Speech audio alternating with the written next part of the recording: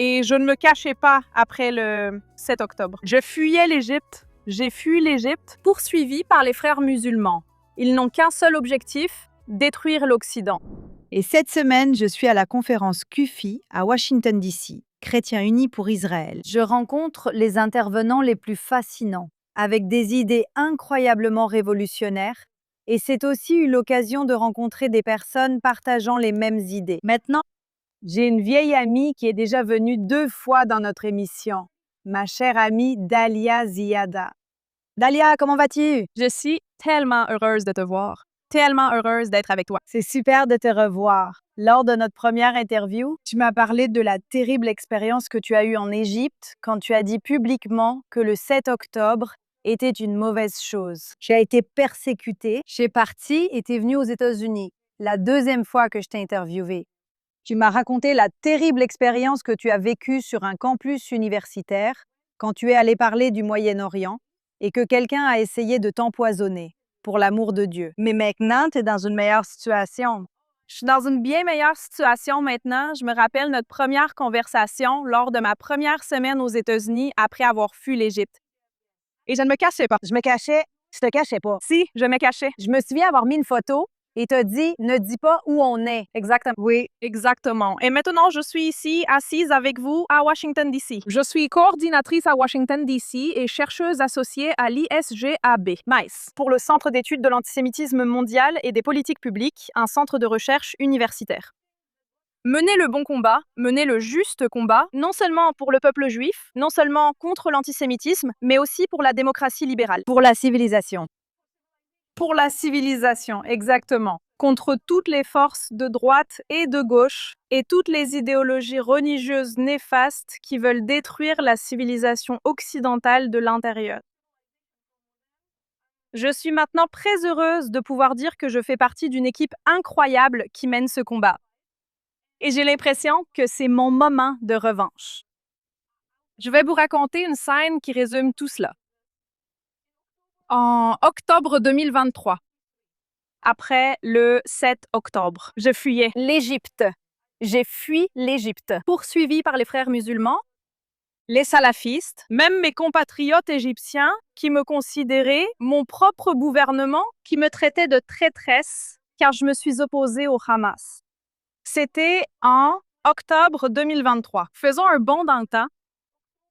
Le 25 octobre, je sortais de la Maison-Blanche avec ma patronne, Charles Small, que vous avez interviewé dans l'un de vos épisodes. Et après avoir rencontré des hauts responsables à la Maison-Blanche, je leur ai remis un rapport auquel j'ai participé sur les frères musulmans. Et ils nous ont dit qu'ils allaient désigner les frères musulmans comme organisation terroriste et que la nouvelle sortirait dans quelques jours. Imaginez, ça fait déjà comme 2 ans. Quel retour des choses? Les mêmes personnes qui t'ont persécuté et qui t'ont forcé à quitter ton pays natal. Tu faisais partie de désignés comme Ils m'ont mise organisation ici. terroriste. Ici à la C'est Maison-Blanche, magnifique. à me battre contre eux et à être témoin de ce moment où ils sont désignés avant tout le monde. C'était, je me souviens m'être dit, c'est incroyable. Dieu merci. Je veux dire, Mais tu faisais partie de ça. je faisais partie d'eux. Ils auraient dû te garder là-bas. Vois les dégâts que tu leur as faits. Je sais exactement. Ils le regrettent peut-être maintenant. Je pense que oui. Oui, mais j'ai tellement de chance. J'ai trouvé les miens, les bonnes personnes qui ont vraiment su m'encourager de la bonne manière pour faire les bonnes choses. Et je suis vraiment heureuse de faire partie de ce combat parce que c'est ça en quoi j'ai toujours cru, tu sais, les valeurs démocratiques libérales. Cela n'appartient pas seulement à un seul endroit, tu sais, ça n'appartient pas seulement aux États-Unis, ça n'appartient pas seulement à Israël, mais à tout être humain qui croit que la liberté est quelque chose, tu vois. Est-ce principalement le travail que tu fais en ce moment, Dalia? Quel type de recherche fais-tu? Donc, à l'ISGAB, en fait, nous faisons tout. Tout d'abord, ce qui rend notre travail à l'ISGAB différent, ce sont les personnes et la qualité de la recherche. Donc, les personnes, nous avons une équipe incroyable composée de dizaines de chercheurs. On parle de plus de 40 personnes venant du monde entier, avec des parcours très variés et des spécialisations différentes. et aussi des origines religieuses et culturelles différentes, ce qui enrichit vraiment la recherche. Et l'autre chose, c'est la qualité des publications. Nous ne produisons pas seulement, vous savez, de courts rapports comme tout le monde le fait à Washington ou dans n'importe quelle autre capitale du monde, mais des recherches universitaires de haut niveau que j'ai vues de mes propres yeux, les décideurs politiques, ici et maintenant, c'est d'ailleurs un peu partout. Et même dans certains pays arabes où nous avons aussi de très bons contacts, et ils en avaient vraiment envie. Parce que tout ce qu'ils ont, c'est juste la surface, des informations superficielles. Vous savez, comme des gens qui ne font qu'effleurer le sujet, mais personne ne va aussi loin. En analysant les idéologies qui menacent les États-Unis et d'autres pays occidentaux, en faisant le lien entre ce qui se passe au Moyen-Orient et ce qui se passe ici, ce que peu de gens font, surtout face à toutes ces affirmations selon lesquelles l'antisionisme n'est pas de l'antisémitisme et l'anti-américanisme, alors qu'en réalité, tout est lié. Je crois que nous faisons quelque chose de spécial et je suis ravie d'en faire partie. Est-ce qu'ils écoutent, Dalia? Est-ce que les décideurs écoutent? Est-ce qu'ils font quelque chose à ce sujet? Ressentent-ils la menace maintenant? Donc, en fait, non seulement ils écoutent, mais ils viennent maintenant à l'ISVAB pour former leur personnel dans différentes grandes agences aux États-Unis sur la façon de gérer l'islamisme radical, comment gérer les manifestations qui ont lieu partout, pour leur donner une idée de ce que signifient ces slogans que les gens utilisent, qui ils sont, en analysant même. Je veux dire, notre projet le plus récent que nous venons de commencer concerne le DSA. Oui. Et l'Association démocratique socialiste qu'ils ont effectivement. Ils auraient dû s'appeler les islamistes. Exactement. Ils n'ont rien à voir avec la démocratie en tant qu'idéologie. Ils menacent les États-Unis, ils menacent le monde occidental. Donc, nous discutons de tout cela et je veux dire, nous travaillons sur tout cela. Donc, et oui, les décideurs nous écoutent. Les décideurs continuent de venir vers nous plus maintenant. Ou bien, nous les approchons avec l'information nous parvient. Aidez-nous à comprendre, s'il vous plaît. S'il vous plaît, aidez-nous à faire le lien entre ce problème et cet autre. Donc, je crois que oui, disons, je dirais, d'accord, Dieu merci, cette administration comprend le niveau de risque, le niveau de danger, parce que sinon, je pense que si nous étions restés avec l'administration précédente, nous serions dans une très mauvaise situation en ce moment. Eh bien, je pense qu'il y a beaucoup de gens qui ne veulent pas voir les menaces ou que cela remet en question j'imagine, leur propre façon de voir ce que les autres, comment ils se comportent ou ce qu'ils font. Je pense qu'il y a beaucoup de gens, et je veux même croire que d'autres pensent comme eux, et ils ne comprennent pas une idéologie complètement différente, basée sur des valeurs totalement différentes. Ils ne comprennent pas. Le problème, c'est que pendant si longtemps, ils ont pensé que le radicalisme, le Hamas et tous ces groupes, ainsi que l'Iran, étaient aussi le problème d'Israël. Oui. Ou le problème du peuple juif. Oui. Ils n'ont pas compris que la cible finale de cette haine, c'est l'Occident. Ce n'est pas seulement Israël, ce n'est pas seulement le peuple juif. Et en fait, le ciblage de la communauté juive ici même aux États-Unis que nous avons observé ces 2 dernières années n'était pas accidentel. Ce n'était pas simplement une réaction à une guerre qui se déroule à des milliers de kilomètres d'ici. C'était intentionnel et bien planifié. Et pourquoi le peuple juif en particulier? Parce que si vous regardez dans toute la littérature de ces groupes radicaux, qu'il s'agisse des communistes ou des islamistes, la coalition rouge-verte, oui, dans toute leur littérature, ils n'ont qu'un objectif, détruire l'Occident. Et pour détruire l'Occident, il faut regarder les piliers sur lesquels l'Occident repose et les détruire un par un. Le plus grand pilier, en fait, à un moment donné, c'était l'idéologie chrétienne. Aujourd'hui, l'idéologie chrétienne a perdu de sa force. Ironiquement, la majorité de l'Occident est désormais sécularisée. Oui. Quel est le seul pilier qui reste encore aussi solide, centré sur l'identité collective?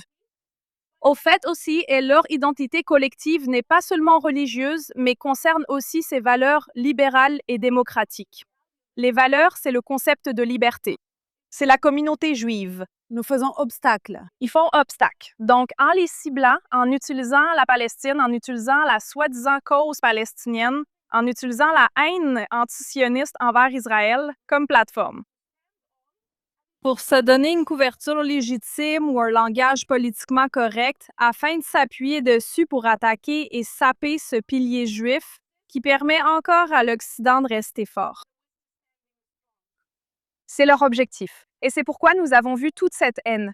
Et j'ajouterai à cela qu'au cours de l'année dernière, nous avons vu une couche supplémentaire de cette haine, à savoir le ciblage de la communauté chrétienne évangélique. Nous sommes ici à Koufi cette semaine. Chrétiens unis pour Israël, que je crois que les frères musulmans et d'autres forces islamiques ont également identifié comme un obstacle à la séparation des États-Unis d'Israël. Séparer ce lien qui crée cette force de défense, cette force de terrain contre l'islamisme a été visé cette année. Bien sûr. Bien sûr, je veux dire aussi des groupes comme Koufi et d'autres groupes, ils font vraiment un travail formidable en fait. Je crois qu'ils comprennent la menace dont je vous ai parlé, que je viens de vous expliquer, c'est-à-dire qu'en protégeant la communauté juive, ils se protègent eux-mêmes. Oui, Ils protègent leur pays et leur civilisation.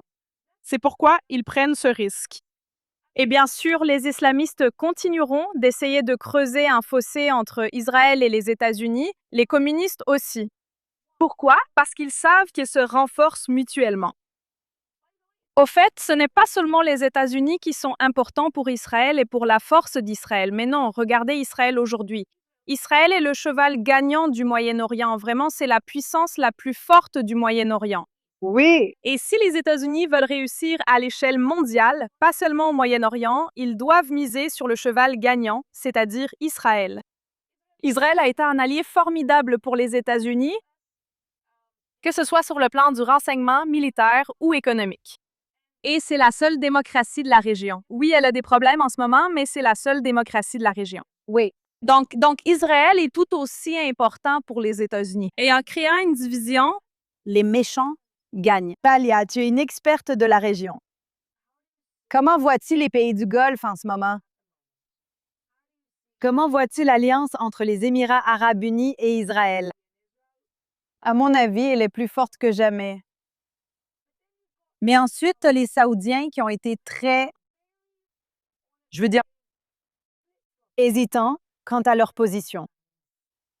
Et je sais que MBS a ses propres pressions internes. Comment voyez-vous la situation après la guerre avec l'Iran, dont nous ne savons pas encore ce qui va se passer? Et les pays du Golfe, qui eux-mêmes ont été attaqués par la République islamique. alors que se passe-t-il à l'intérieur du Golfe si l'on se concentre spécifiquement sur les États du Golfe, surtout après la guerre entre les États-Unis, Israël et l'Iran? C'est une sorte de séisme diplomatique. Oui, cela va entraîner de nombreux changements. Et laissez-moi vous expliquer très rapidement d'où vient ce séisme. Donc, la région du Golfe est la seule région du Moyen-Orient qui n'a pas été secouée par les événements politiques qui se sont produits au cours des 2 ou 3 dernières décennies. Y compris le printemps arabe, y compris la plupart d'entre eux. Ils ont essayé à Bahreïn, mais l'Arabie saoudite s'en est mêlée et Oui, mais je veux dire, c'était la région la plus stable du Moyen-Orient. oui. Maintenant, pour la première fois, ils sont en guerre. Ils se sont retrouvés en guerre alors que l'Iran leur tirait déjà dessus. Ils doivent se défendre. Et pour la première fois, ils testent jusqu'où les États-Unis sont prêts à aller pour les protéger. Comment les États-Unis s'en sont-ils sortis face à ce test? Très mal. Exactement. Et à leur grande surprise, ils ne savent plus maintenant, d'accord, est-ce que les États-Unis valent encore l'argent que nous payons pour héberger leur base s'ils ne peuvent pas nous protéger? En réalité, Israël a apporté plus de soutien aux Émirats arabes unis que les États-Unis n'en ont apporté à n'importe quel autre pays du Golfe pendant cette guerre. Alors, ils se posent des questions comme devons-nous suivre l'exemple des Émirats arabes unis ou celui du Qatar? Devons-nous adopter le modèle des Émirats arabes unis ou celui du Qatar? Israël ou les États-Unis maintenant? Donc, ils se posent cette grande question. Il y a tellement de désaccords à l'intérieur, mais je pense qu'au final, cette situation continuera d'évoluer. Cela les poussera vers un rapprochement avec Israël, ou plutôt la normalisation des relations avec Israël. Inévitable. Parce que sinon, Quelles sont leurs options? il n'y a Il n'y a pas pas d'autres d'autres options. options. Exactement. À moins qu'ils ne veuillent aller en Chine, mais là, ils s'attiraient toutes sortes d'ennuis.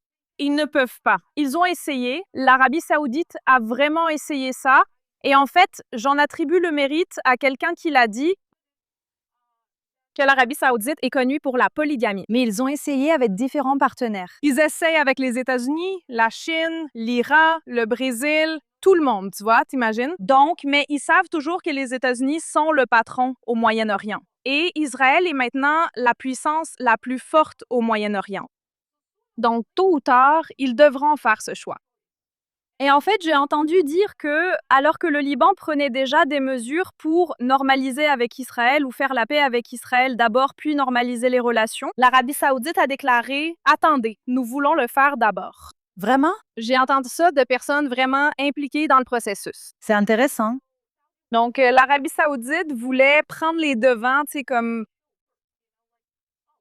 nous l'avons fait avant le Liban. Et donc, c'est comme ça qu'ils pensent, malheureusement, ce qui n'est pas sage. Et pourquoi l'Arabie saoudite est-elle si confuse? Parce qu'ils essaient aussi de jouer un rôle qui est plus grand qu'eux, c'est-à-dire être la grande sœur dans la région.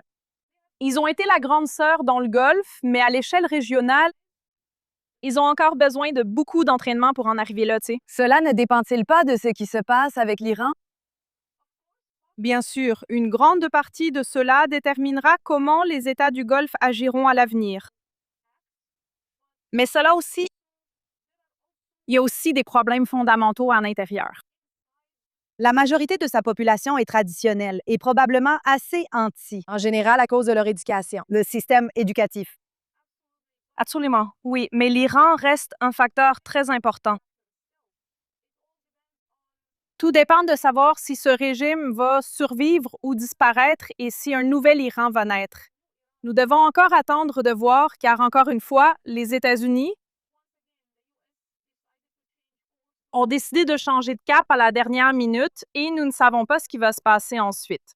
Mais j'espère qu'un jour, le peuple iranien pourra obtenir sa liberté.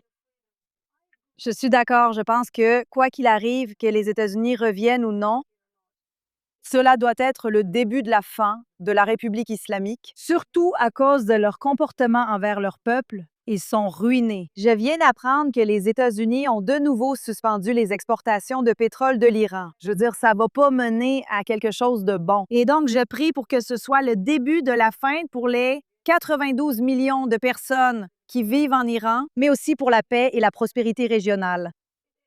C'est vrai, mais en réalité, ce n'est pas l'Iran qui décide de l'avenir de la région. C'est Trump. Pas les États-Unis, c'est Israël. Israël? Oui, à bien des égards. Israël, je dirais que c'est la puissance la plus forte. Peut-être que le seul rival maintenant, c'est la Turquie. Nous connaissons la direction que prend la Turquie. Ils essaieront d'aller plus loin dans cette direction néfaste aussi longtemps qu'ils le pourront. Oui. Mais Israël devrait, je veux dire, revenir à la situation d'avant la signature du cessez-le-feu l'année dernière, où il était à son moment le plus fort, très concentré sur son objectif, non seulement écraser le Hamas, mais aussi écraser l'Iran, la tête de la pieuvre. Et s'ils peuvent revenir à ce point, Nous devons y arriver. absolument, je veux dire, hier, Hamas a déclaré « Nous allons nous dissoudre ». Et vous savez, ces gens ont commencé à célébrer Hamas enfin les. Mais en réalité, c'est un mensonge.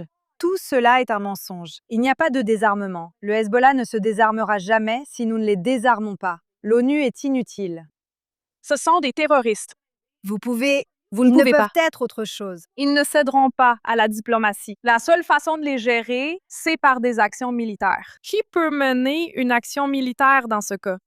Israël est le seul à pouvoir le faire. Donc vraiment, mon message à la communauté internationale à travers vous, c'est d'arrêter de lier les mains d'Israël. Laissez Israël remettre de l'ordre dans la région. Il était déjà sur le point de le faire il y a 10 mois. Et vous l'avez arrêté. Ça suffit. Assez d'intervenir au Moyen-Orient si vous ne savez pas comment le Moyen-Orient fonctionne. Il y a un nouveau patron, un patron local qui émerge en ce moment, c'est Israël. Laissez-le travailler. Découvrons enfin quelque chose de nouveau au Moyen-Orient. Et oui, Je crois tellement en Israël. Je crois qu'Israël est celui qui est capable de diriger le navire du Moyen-Orient dans la bonne direction. Que Dieu te bénisse, ma chérie. Je ramènerai la confiance que tu m'as donnée à moi et au peuple israélien, en Israël. Nous te souhaitons bonne chance. Tu fais un travail incroyable. Tu as toujours fait du très bon travail. Merci. Aujourd'hui, tu t'épanouis vraiment dans ce que tu fais. Tu nous aides à construire une meilleure région. Que Dieu te bénisse. Merci. Merci beaucoup, Flore, pour tout. Merci.